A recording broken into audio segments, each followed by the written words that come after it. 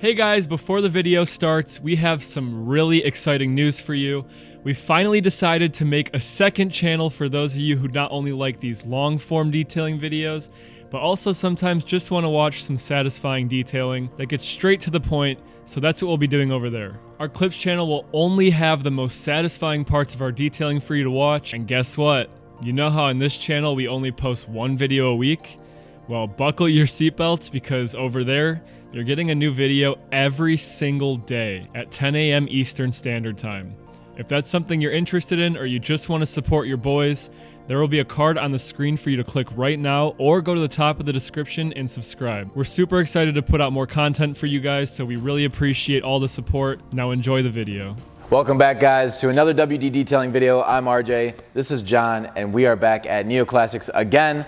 The last vehicle that we did was a police interceptor, and today we are actually doing what is the police interceptor in the RoboCop movie? Yeah, in the RoboCop movie, right. So it's a 1995 Ford Taurus SHO, and I know very little about this car because, in my opinion, I think it's very ugly. So I apologize to anyone that I just offended saying that, but it's my opinion and buzz off. But in the meantime, John, what is special about this car? Why is there such a fan base for these shows? So if you're a domestic car enthusiast, there's not a lot to choose from, right? In the 90s, late 80s, early 90s, there wasn't a lot to get excited about.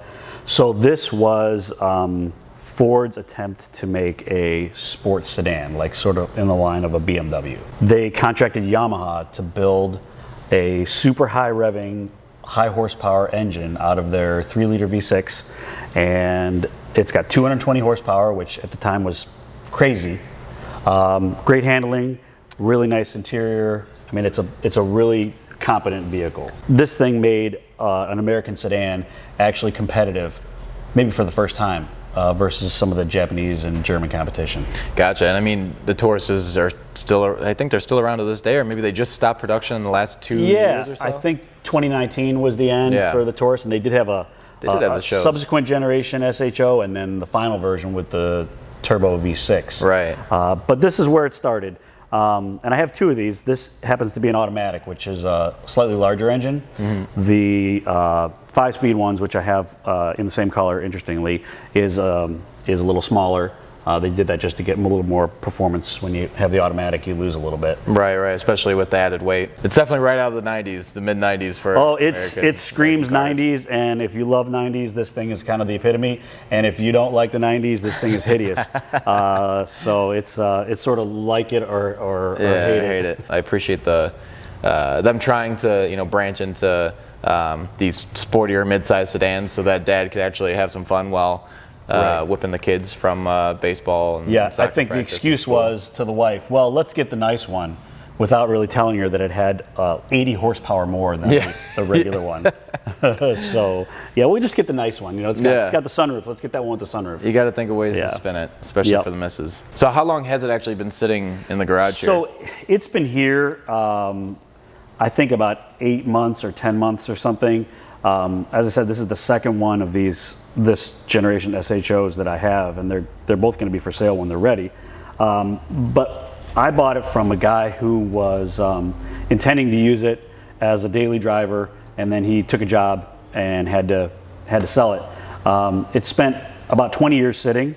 It was on the road after that, and then obviously here it's been sitting. So it's definitely in need of your guys' expertise. You can see the dust and the like the shadows of stuff that was put on top of it. There's I think you could even make out very clearly. I don't know if that's an 18 millimeter 3/4 wrench. Yeah, it kind of looks like a box wrench imprint there on the paint, and everything's covered in dust. But I feel pretty confident with your guys' skills that this car will look as good as it's going to look, whether you like this style or you don't. It's going to look the way it did when it was much newer. I'd still treat them nice no matter how much I care for the look of them or don't. Sure. But I mean, the blue is actually, it's a beautiful blue. It's almost a purple in certain lights. It's maybe indigo. I don't know. I haven't looked at a Crayola box in a long time. So right. But I don't know what the name of the color is, but I guarantee the viewers know. I'm sure. But it's unique. We hope that the viewers like it. And Yeah, without further ado, we'll get after it. Sounds good, guys. Awesome. Thanks, John. All right, guys, so the first thing we had to do was get everything off this car so we could actually get it in place to detail it. But surprisingly enough, usually these cars don't even start, but this one actually did, so you guys will get to hear how it sounds, hear that exhaust when it does get started up. And just as John mentioned, this car is for sale, so if it's something you're interested in, go ahead and message us on Instagram. I'll leave it on the screen. Please only reach out with serious inquiries, and we'll get you in contact with NEO Classics.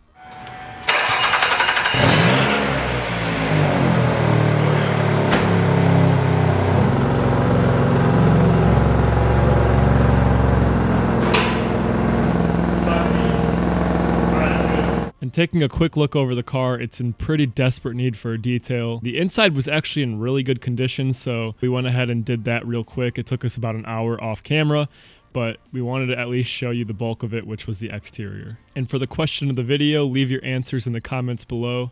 Do you agree with RJ's opinion that this car is not very good looking? Or are you someone who loves the way this car looks? Let us know.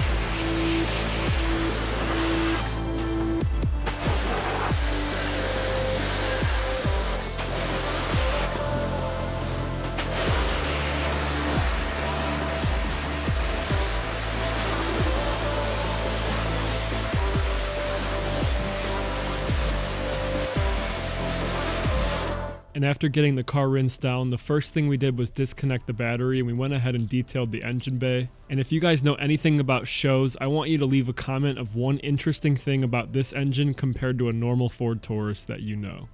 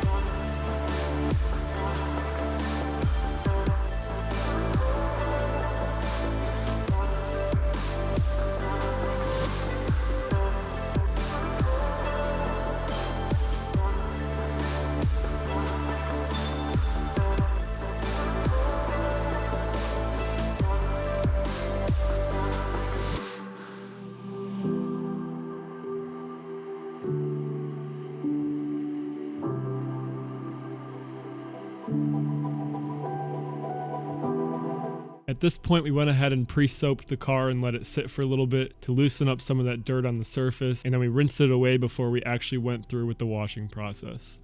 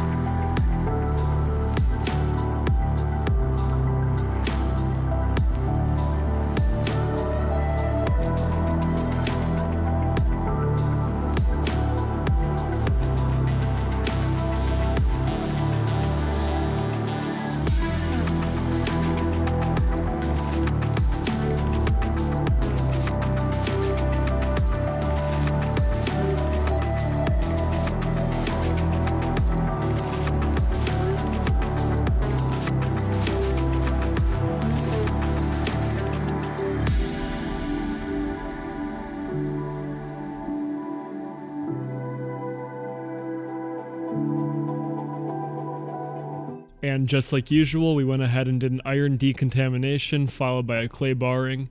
And I see a lot of you guys asking about the products that we use in our videos and the tools. And there's a specific reason we're not giving you the names. And I think you'll find out about that hopefully in the next coming months. I'm pretty sure you guys could guess why that would be, but we're really excited about that too. So, shh.